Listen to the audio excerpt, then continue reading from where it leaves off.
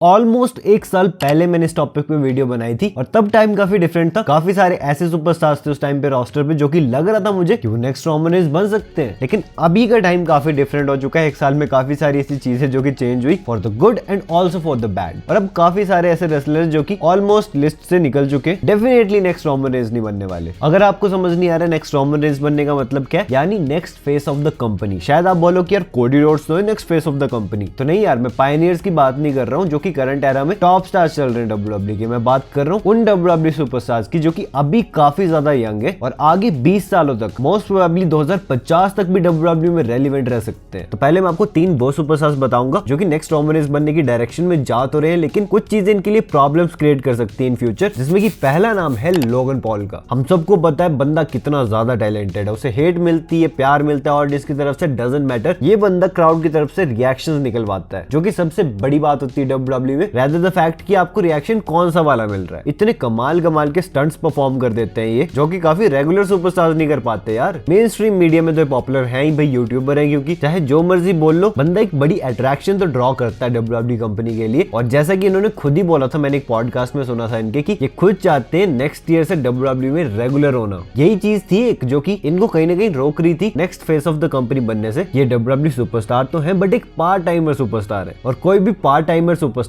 WWE का कभी भी फेस ऑफ द कंपनी नहीं बन सकता। हल्क होगन याद है ना, जॉन सीना याद है ना, पूरी डेडिकेट कर दी थी इन्होंने अपनी लाइफ कंपनी के लिए। इन्होंने कितने बर्थडेज, फ्यूनरल्स, क्या कुछ नहीं मिस किया, क्योंकि इन लोगों को पता था कि पूरी कंपनी की रिस्पॉन्सिबिलिटी इनकी शोल्डर्स पे। अगर लोगन पॉल ये रिस्पॉन्सिबिलिटी लेने के लिए खुद रेडी हो जाते हैं इन फ्यूचर, डेफिनेटली डब्ल्यूडब्ल्यूई इनके ऊपर वो तोप रख सकती है new face of the company बनने का। क्योंकि यार काफी यंग भी है ना, अभी सिर्फ 28 ईयर्स एज इनकी। और मैंने लेट 30s वाले तो लिए भी नहीं इस वीडियो में, वही सुपरस्टार्स इस लिस्ट में जो कि अपनी लेट 20s में या तो अर्ली 30s में। और जो नेक्स्ट नाम है इन्हीं की तरफ वो है सोलो सिकोआ का। अभी हम देख ही रहे यार कितना ही लंबा टाइम हुआ है सोलो सिकोआ को मेन रोस्टर पे आया, लेकिन काफी अच्छा कर रहे हैं ना। मुझे पता है स्टोरी लाइन वाइज जिस तरह का उनको कैरेक्टर दिया गया है, new tribal chief, fake S Lallu Panju tribal chief, जो बोल रहा हूं, डिजर्व नहीं करता, ये नहीं करता, वो नहीं करता। मेन इवेंट कर रहे हैं ना, पोस्टर्स पे आ रहे हैं ना, मेन स्टोरीज का पार्ट बन रहे हैं ना, क्राउड से हेट दिलवा रहे हैं ना, वो मेन बात होती है। कितने सारे सुपरस्टार्स आए थे नेक्स्ट से मेन रोस्टर पे, कोई पहुंचा इस लेवल पे कि डायरेक्टली मेन इवेंट्स कर रहा हो, ऑलमोस्ट हर वीकली शो में मेन स्टोरी का पार्ट हो। बहुत ही कम ऐसे लोग हैं। अब बोलने को तो हम बोल सकते हैं यार, ऑब्वियसली क्रिटिसाइज करना, कंप्लेंट करना तो हमारा चलता ही रहता है कि भाई ये तो ब्लड लाइन का है ना, ये तो इसकी वजह से आ गया, उसकी वजह से आ गया। ठीक है, मैं बोलता हूँ जो मर्जी हो, डिलीवर करना इंपॉर्टेंट होता है, और वो सोलो सिकोआ अपने प्रोमोस से प्लस अपनी रेसलिंग से भी अच्छे से कर रहे हैं। मैं नहीं बोलता 5 स्टार देना जरूरी है। हल्क होगन, जॉन सीना कोई भी 5 स्टार लेवल सुपरस्टार नहीं है, लेकिन फेस ऑफ द कंपनी रहे ना। तो आई थिंक आप मेरी बात की गहराई को अब समझ रहे होगे। सिर्फ 31 एज है भाई इनकी, और जितना देख के लगता है ये तो अपना करियर पूरा डेडिकेट कर सकते हैं डब्ल्यूडब्ल्यूई के लिए, और करना भी चाहते होंगे क्योंकि इनके तो ब्लड में है ना। तो अभी से अगर इन्होंने मेन स्टोरीज कुक करना शुरू कर दी तो आगे आने वाले टाइम में, आने वाले 10 सालों में इसी ट्रैक पे चलते रहे तो definitely next Roman Reigns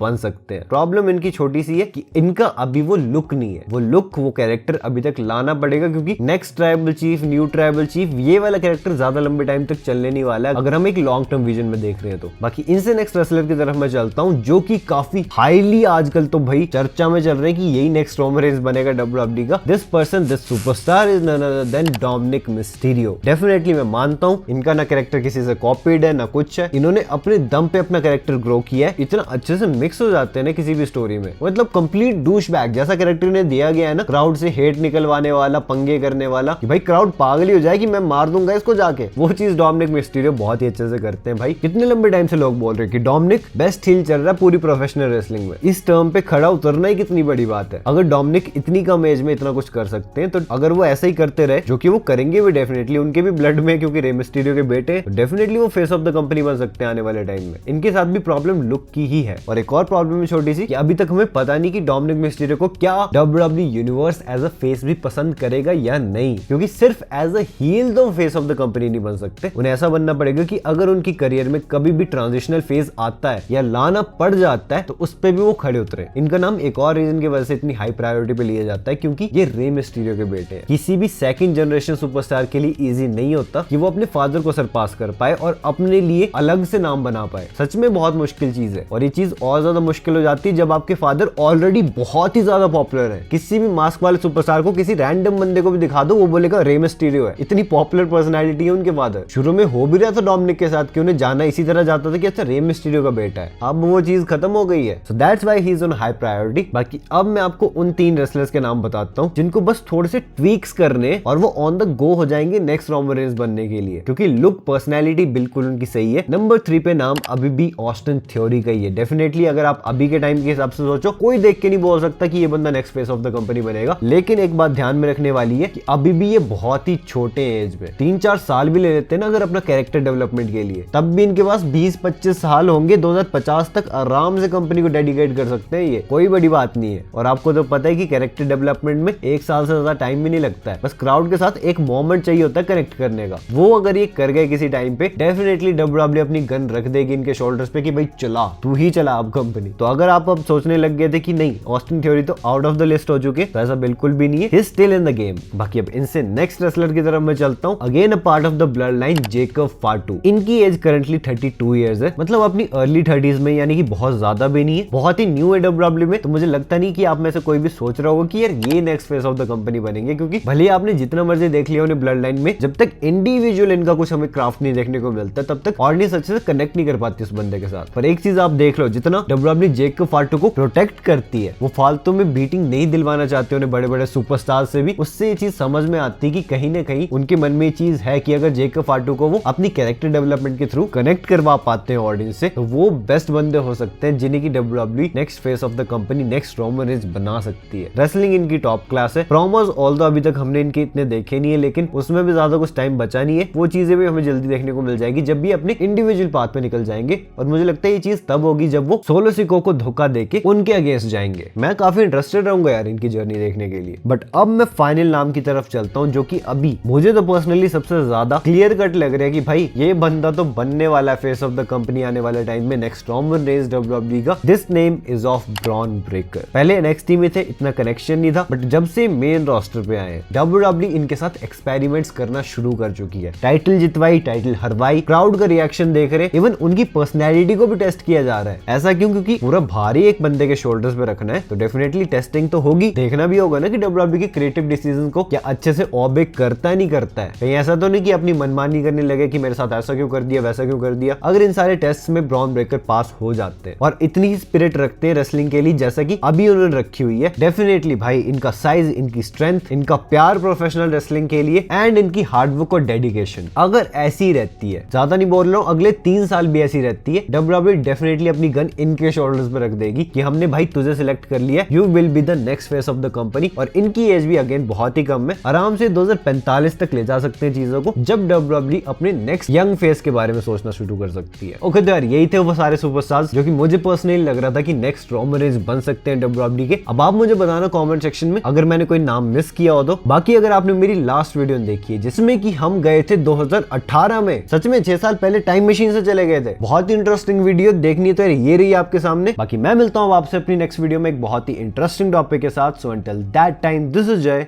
signing out.